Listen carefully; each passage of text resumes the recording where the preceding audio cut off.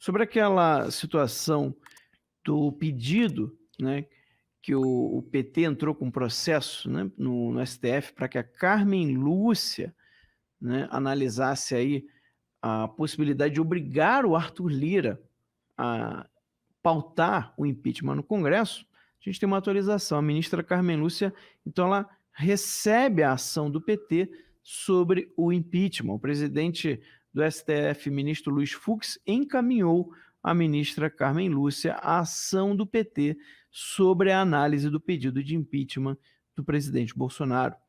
Em despacho proferido na última sexta-feira, o ministro pontuou que o caso não tem urgência suficiente para ser avaliado durante o recesso do Judiciário. Com a decisão de Fux, uma eventual decisão em torno deste processo só deve ser analisada em agosto.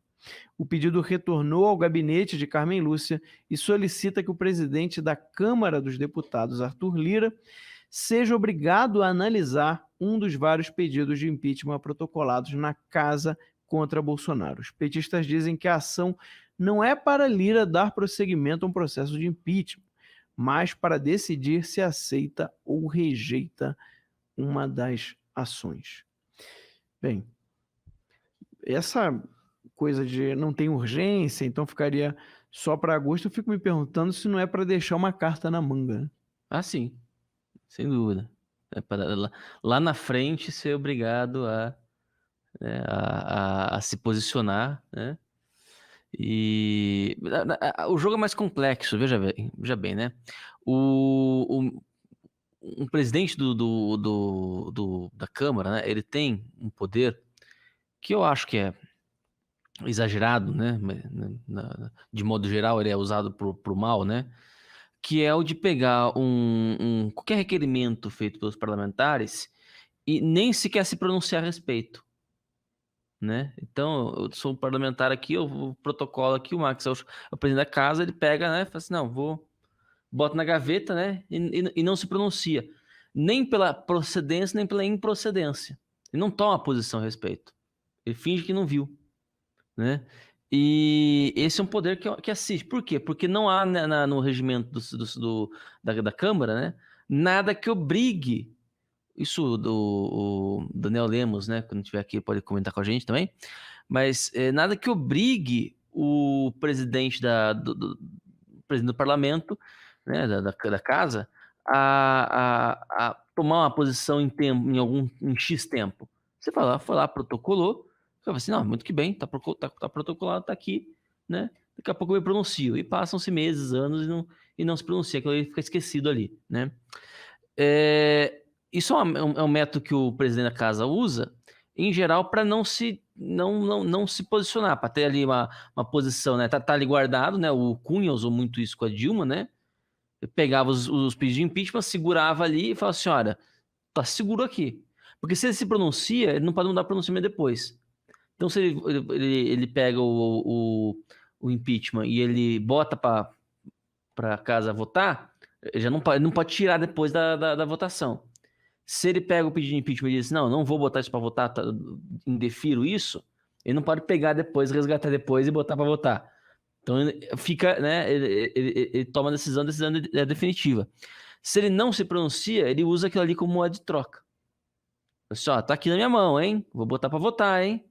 Vou botar para votar. Ou então, para quem é contra, né? Para quem ou para quem é a favor, né? Do pedido de impeachment, né? Fala assim, ó, tá aqui na minha mão. Ó, se eu boto para votar, você tem que me dar X, Y, Z, né? Então essa jogada aí é muito usada, né? E é muito usada pelo presidente da casa para ir, né? Quase que gerenciando a coisa toda ali, né? Bom, o PT quer forçar a mão do Arthur Lira, né? Como bem disse, na verdade, eles disseram ali, tá correto, o pedido não é para exigir que o Arthur Lira coloque em votação, eles querem que ele se pronuncie a respeito, porque em se pronunciando a respeito, provavelmente isso traz consequências políticas para ele. São essas consequências políticas que eles querem forçar nesse jogo aí. Então, ficar atento aí essa queda de braço aí que tá ocorrendo entre o Lira e o PT. Ed? Seria mais uma invasão de competência, né, pessoal? Estou enganado? Para mim, com certeza. É mais uma invasão de competência. Na atual configuração, com certeza.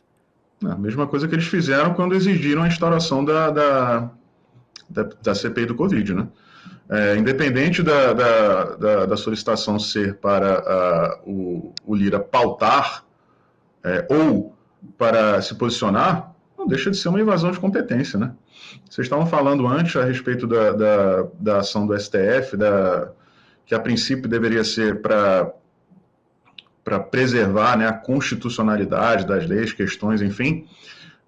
Para mim fica muito claro que o STF não tem mais nenhum compromisso com a Constituição e com as leis, né? Eles têm objetivos e eles dão as desculpas que eles querem. Eles, por exemplo, quando decidiram pela inconstitucionalidade do voto impresso, né, é importante frisar sempre que aquilo era um projeto de lei e eles tinham essa competência, né? Nesse caso agora eles não teriam, porque é uma PEC, emenda constitucional. Eles alegaram, por exemplo, que o voto impresso comprometeria o sigilo do voto, sendo que ninguém, além do próprio eleitor, veria o pedaço de papel, né? Nem o próprio eleitor tem contato com o pedaço de papel, mas eles alegaram que comprometeria o sigilo do voto, né? Então, o STF ele tem objetivos, né? Se a Constituição está no meio do caminho, eles dão um drible na Constituição, dão um jeito deles, usam aquela retórica criativa de sempre, para justificar as invasões de competência deles e seguem avançando. Isso, para mim, seria mais uma invasão daquelas, né? Como vocês falaram, obrigaria o Arthur Lira a se posicionar politicamente e poderia criar um desgaste. Eu, sinceramente, assim, eu sempre que falo a respeito dos líderes das casas legislativas aí de Brasília, né, o Pacheco e o Lira, são dois extremos opostos.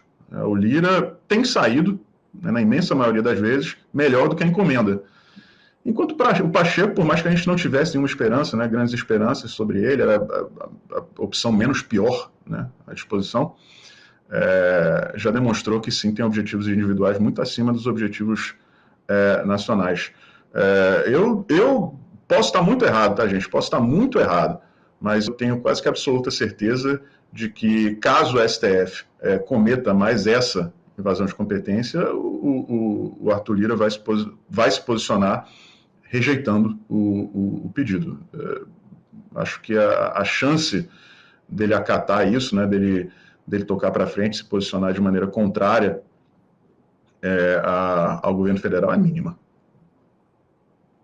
Verdade, não, concordo. E sem dúvida, né, na atual configuração, isso seria uma interferência, mais uma interferência indevida do judiciário no legislativo, né? Se é prerrogativa dele, né, analisar, né, no momento em que ele quer, então é prerrogativa dele analisar no momento que ele quer. Não pode ser um E se ministro querem acabar com essa prerrogativa, tem processo para acabar com a prerrogativa. Exatamente. E é o próprio legislativo quem tem que fazer isso. Exato. Né? Não vai ser o ministro do STF que vai ditar as regras. Você não vai mudar as regras agora de uma hora para outra, porque agora lhe convém ser diferente. Né? Na época do Rodrigo Maia, né? Na época até do governo PT, aí convinha o PT, né? Aí convinha. Agora não convém. Então, quer dizer, não é assim que se faz. Isso não é Estado Democrático de Direito. Né? Você não pode ir pela arbitrariedade, a vontade de um grupo é que vai decidir, agora vale, agora não vale, agora pode, agora não pode. Não, isso não existe. Tem que ser uma questão objetiva. E a lei é objetiva. Olha, é isso que está previsto. Mas isso não é bom. Beleza, então vamos discutir a lei. Vamos propor uma mudança na lei. Esse é o caminho natural, esse é o caminho normal.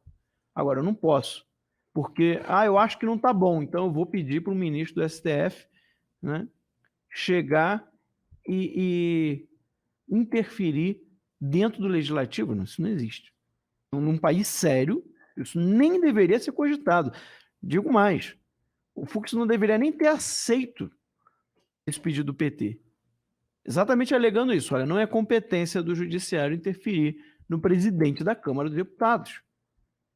Isso seria o mínimo que você esperaria num país sério. Então, a gente já viu, né, que nós, infelizmente, não estamos num país sério.